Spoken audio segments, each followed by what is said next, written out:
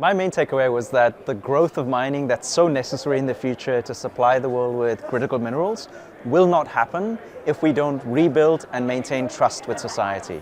A lot of that depends on us as the industry, doing things that make us trustworthy and dealing with the legacy of the past. But it can't just be done by us alone. We're going to need governments, we're going to need investors, we're going to need the consumers of mining to also play a role in shaping a different future for the industry.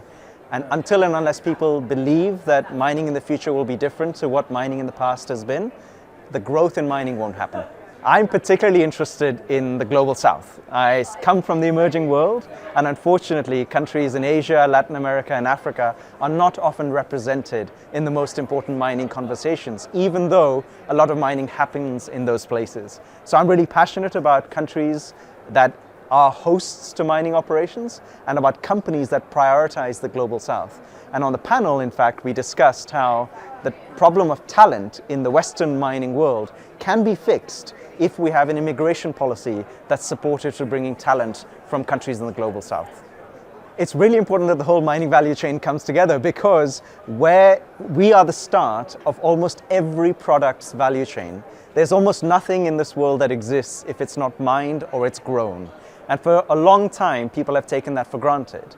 But the whole debate about critical minerals has given renewed focus to the fact that we all need to pay attention to where the metals and minerals come from. And there's so much that we as the industry can do ourselves to promote responsible practices, but it really helps when we have those that use the products to also ask and support the same practices.